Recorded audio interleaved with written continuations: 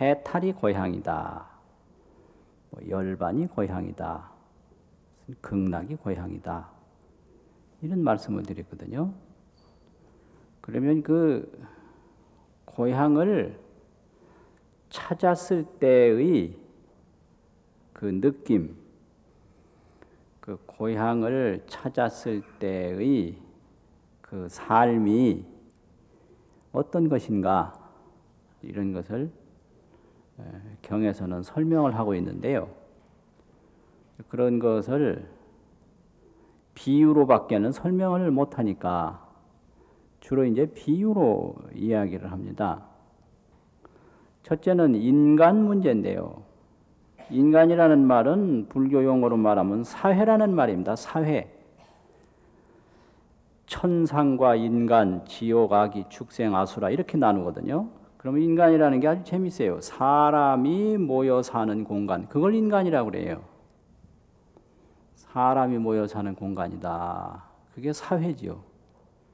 이제 사회 문제, 그게 인간 문제죠. 이제 둘째는 인생 문제인데요.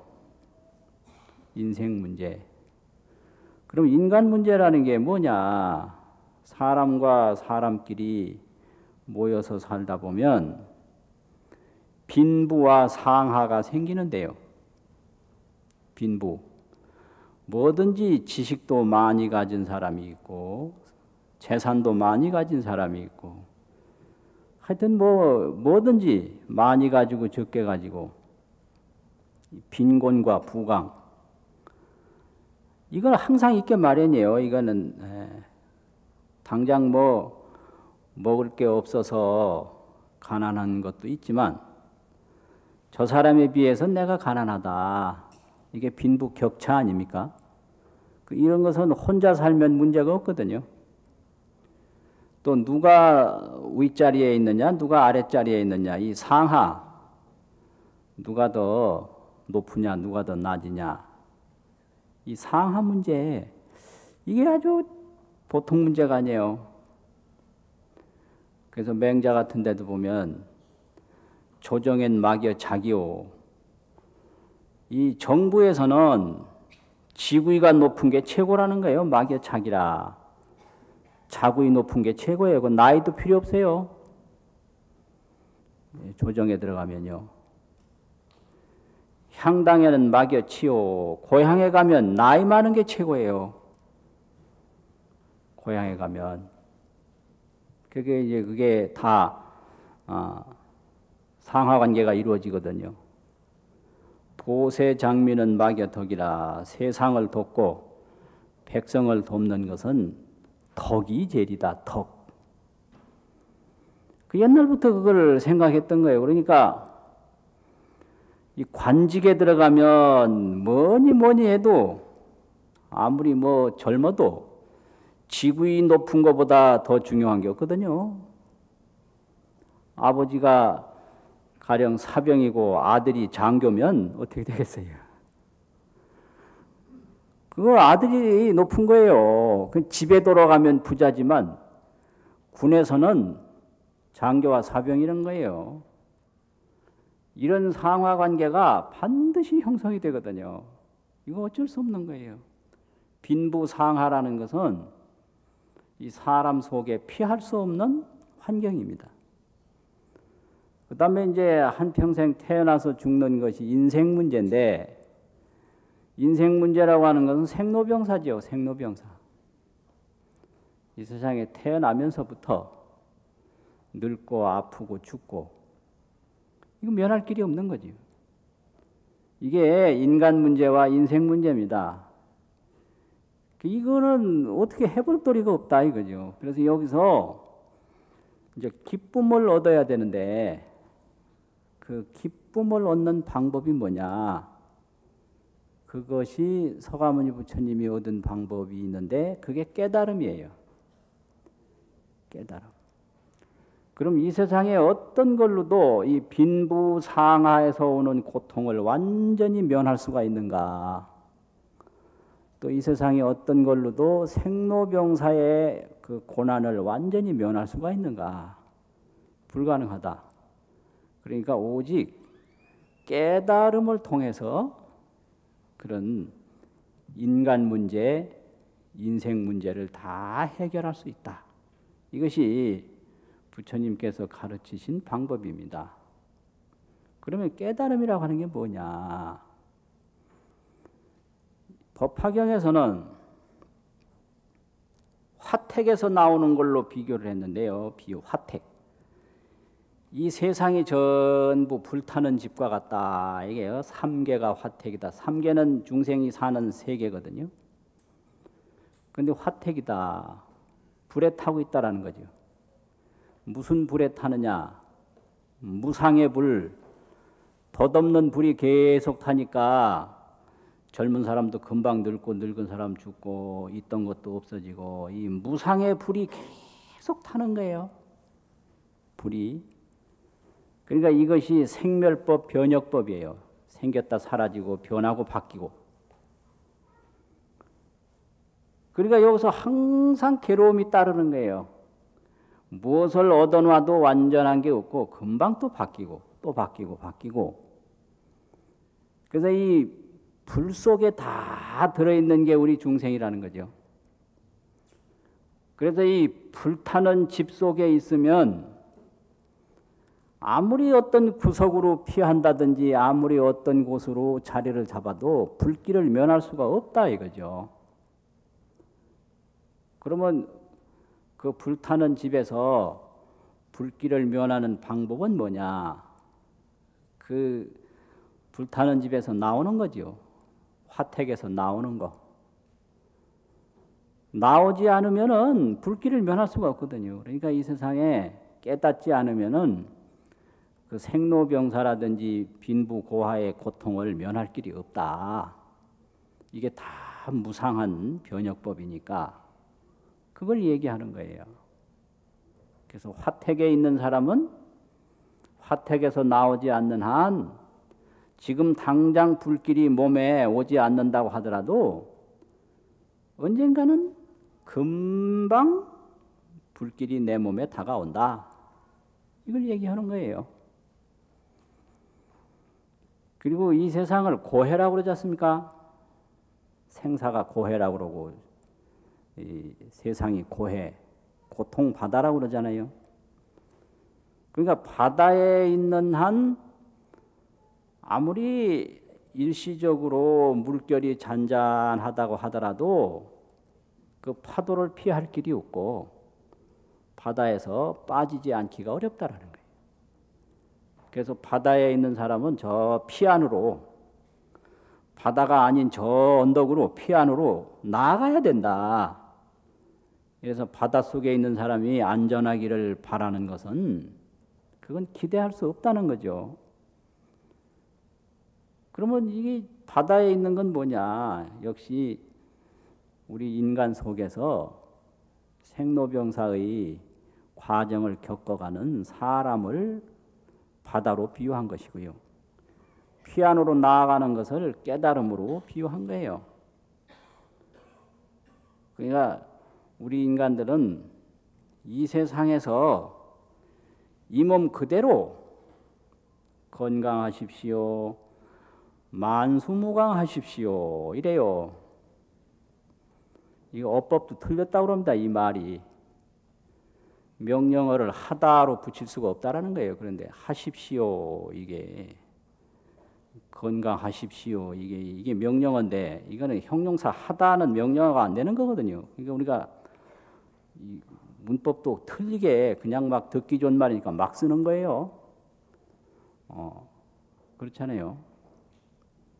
행복하게 사십시오. 이 말은 좋지만 행복하십시오. 이거는 어법에 안 맞는 거예요. 하다가 명령어가 될 수가 없거든요. 그래서 뭐 말이 되는지 안 되는지 구분도 않고 그냥 듣기 좋은 말은 서로 하다 보니까 행복하십시오. 오래 사십시오. 건강하십시오. 부자 되십시오. 출세하십시오.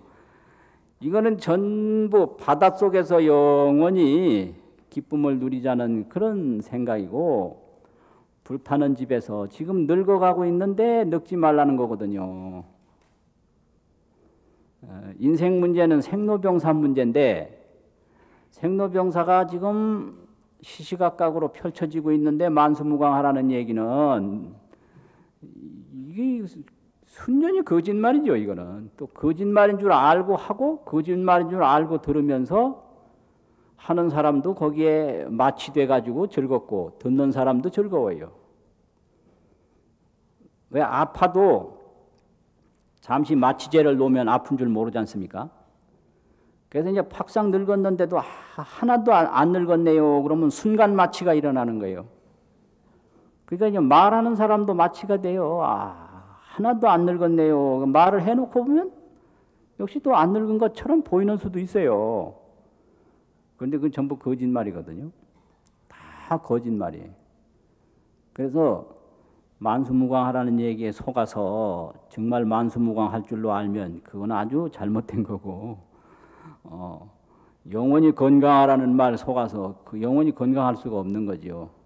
그러니까 바다에 들어가서 파도 없기를 바라는 거나 빠지지 않기를 바라는 것은 그건 힘든 거다. 피하러 나가야 돼요. 저 언덕으로 튼튼한 육지로 나가야 된단 말이죠. 그게 깨달음이에요. 그게. 그리고 무명과 대명이란 말이 있는데요. 무명이라는 얘기는 역시 그것도 비유에서 나온 얘기인데 밝음이 없다라는 거예요. 어두운 공간이에요. 무명. 근데 이 어두운 공간에 있는 한 아무리 뭐 등불을 갖다 비춘다 뭔다 하더라도 역시 어두움에서 완전히 벗어날 수는 없는 거예요. 그러면 어떻게 어둠에서 벗어나느냐? 대명이 떠야 돼요. 대명. 큰 해가 그 공간을 비추게 되면 등불도 필요 없고요. 전등도 필요 없고 그냥 밝은 거예요. 그래서 어두움 속에서는 어두움을 피할 길이 없다. 그 어두움을 피하는 길은 해가 떠서 전 세상을 밝힐 때 어두움은 없다라는 거죠. 근데 그 어두움이라는 게 그게 생로병사 이런 빈부 상하 이런 인간 문제고요. 인생 문제고. 그 큰 해가 이제 뜨는 게 그게 깨달음입니다. 그리고 빈두루존자의 우타연왕 설법경이라는 경이 있는데 빈두루존자가 우타연왕에게 그런 이야기를 합니다. 이야기를 한번 들어보라고. 어떤 사람이 넓은 벌판을 걸어가고 있는데 코끼리가 사나운 코끼리가 뒤에서 따라왔습니다. 이 말이죠. 그래서 코끼리를 피한다고 막 도망을 가다 보니까 웅덩이를 만났습니다. 그래서 웅덩이를 보니까 큰 나무 그 등나무 줄기가 위에서부터 밑으로 내려갔습니다.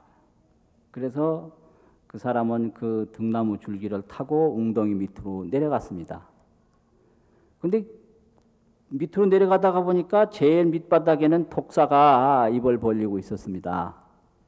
그 위에는 코끼리가 또 쳐다보고 있었습니다. 오직 매달려 있는 건 등나무 줄기였습니다. 급박하잖아요. 그런데 조금 있다 보니까 하얀 쥐하고 검은 쥐가 양쪽에서 등나무 줄기를 자꾸 쪼아댔습니다. 그러다 보니까 조금 있다가 보니까 또 뱀 5마리가 번갈아 가면서 여기서 저기서 입을 내밀고 있었습니다.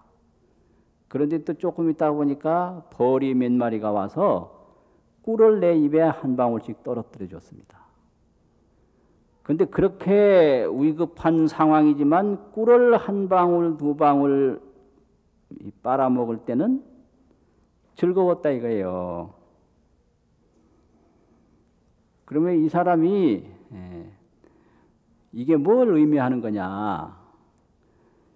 그 넓은 벌판은 이 세상에다가 비유한 겁니다. 이거죠.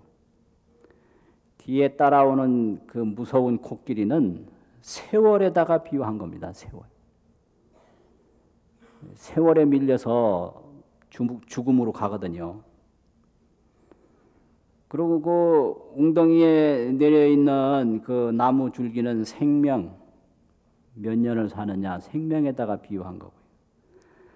마지막에 그 독사는 죽음, 죽음에다가 비유한 거고, 또 그 웅덩이에 뱀이 5마리가 서로 입을 내밀고 물려고 하는 것은 그건 이 4마리 지수화풍이라든지 이 4마리죠. 지수화풍 4마리.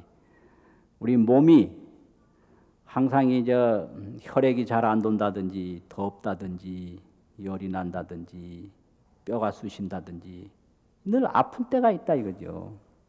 그 지수화풍의 그 몸이 늘 병이 찾아오는 것에다가 비유한 것이고요.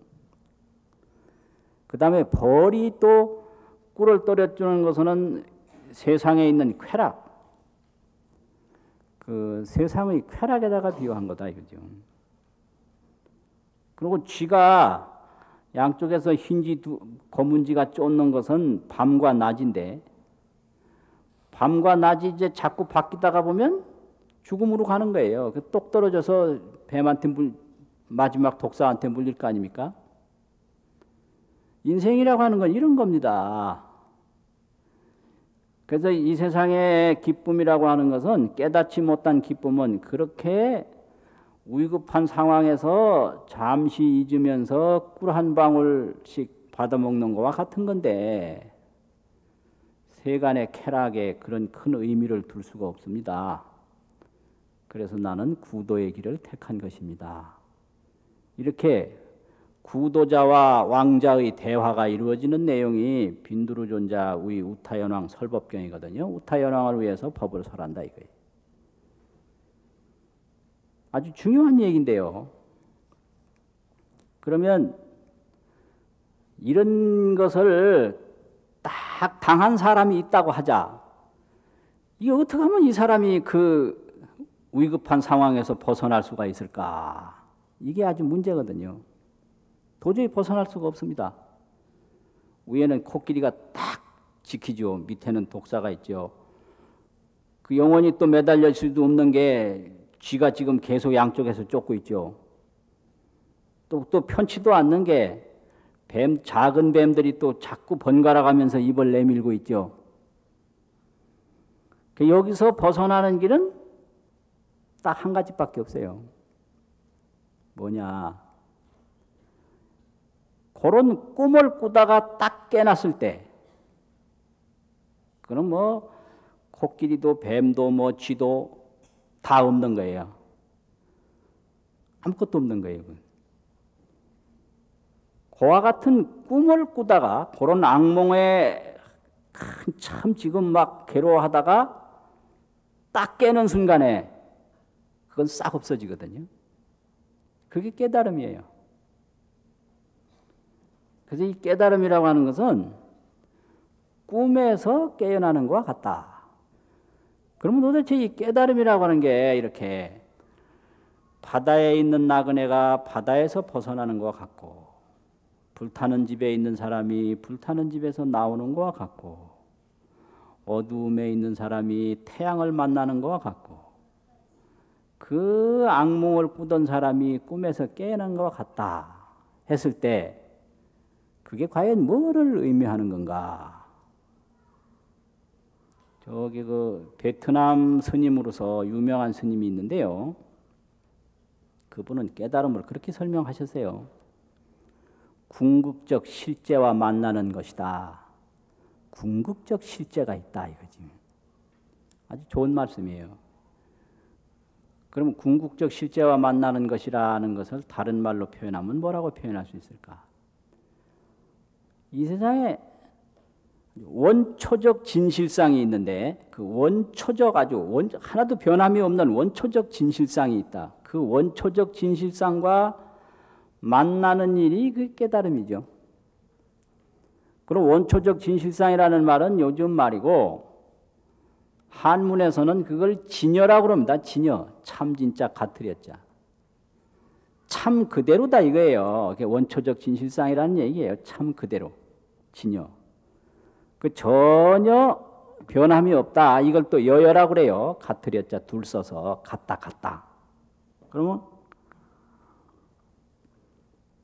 진여와 만난다, 뭐 여여와 만난다. 그래가지고 잘 모르거든요.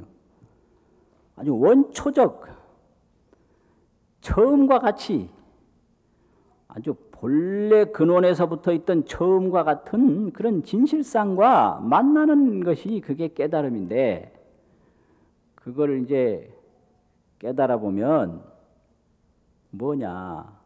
예를 들면 이런 거예요. 우리 이 물이 있는데요, 물이 있는데 이 물이라는 것이 때로는 구름도 되고, 구름이 저게 뭐냐? 물입니다, 물. 때로는 얼음도 되고, 때로는 비도 되고, 때로는 이슬도 되고, 이게 물이에요.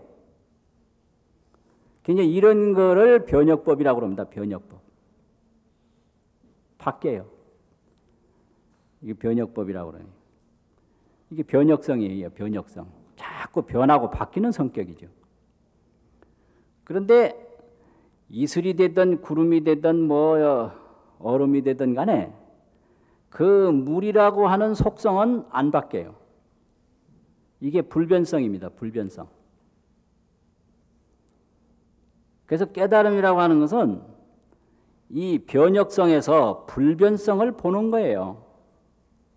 이것이 원초적 진실상입니다.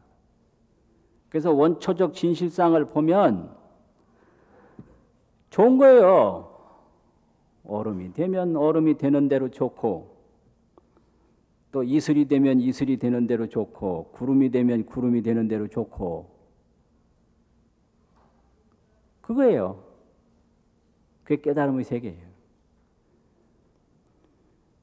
그래서 그 원초적 진실상이라고 그러는 게 그게 바로 불변성인데, 그 불변성으로 돌아가서 변혁성을 해결해야 되지, 변혁성에서 변혁성을 해결하려고 그러면 안 된다라는 게 부처님의 깨달음에 대한 법문입니다. 가르침이에요.